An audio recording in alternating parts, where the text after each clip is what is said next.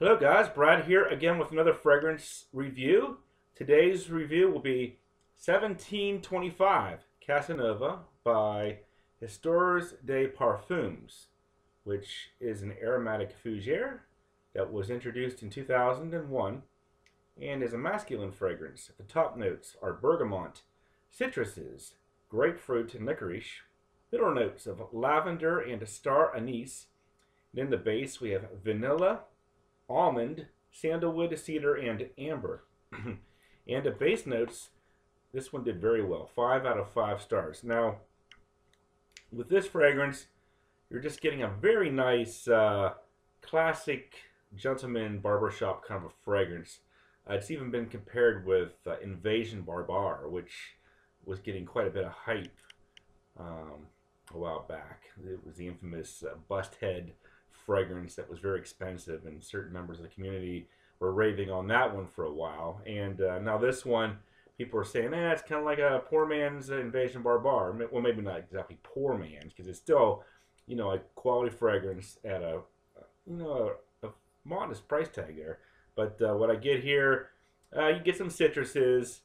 You definitely get a little bit of a licorice kind of a smell there. Not a real harsh licorice. I wouldn't say the licorice is as evident and strong as like Lolita Lampica or even like Rive Gauche. But if you smell it and think licorice, you'll be like, yeah, I can kind of pick up on licorice.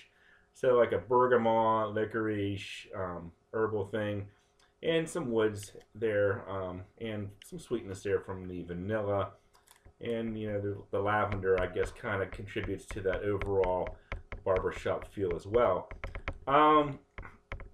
But I thought it was a nice fragrance. Didn't get any compliments on it or any feedback whatsoever on this one, because to me it just kind of smelled like your run-of-the-mill barbershop drugstore fragrance. I know a lot of people would say, oh no, this one's very well blended, very good ingredients, and that may be the case.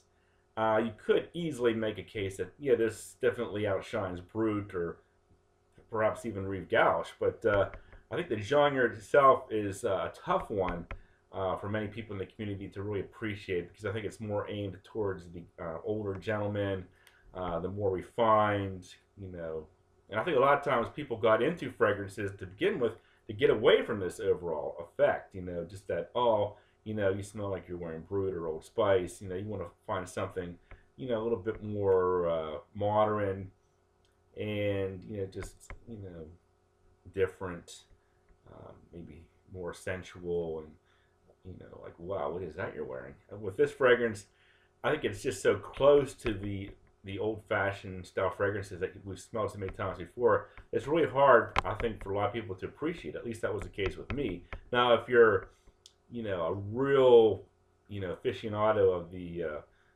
aromatic fougere category, then maybe you'll be saying, well, this is, top class, for its price and everything.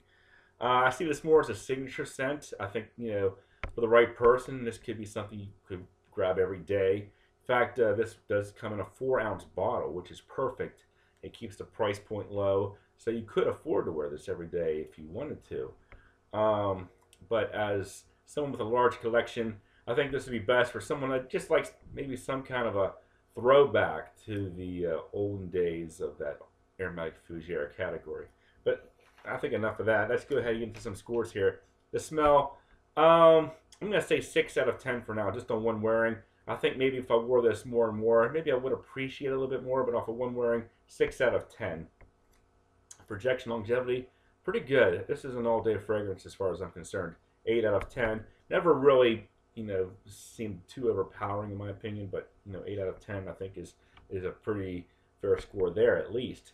Versatility, 9 out of 10 if you're into this kind of the Old Spice Brut kind of category. Definitely could replace those and be your go-to guy here.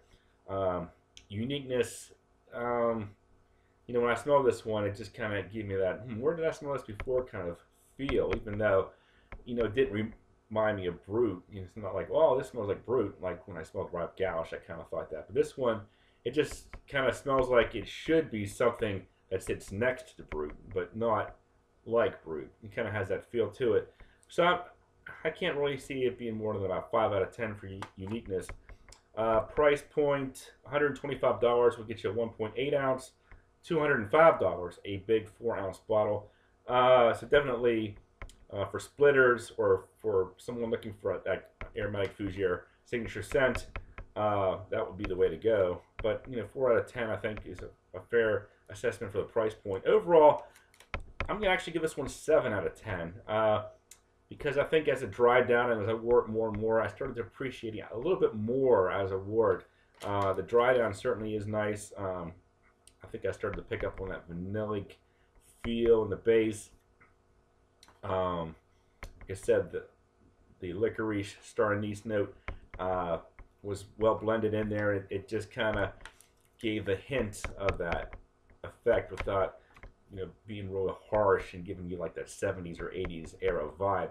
It does kind of give you like a modern take. Now this one came out in 2001, like I said, so it's still a bit dated in its release date, but it was basically designed, I think, more towards fans of that classic era. So yeah, I would say a good choice for someone looking for a fragrance of that genre.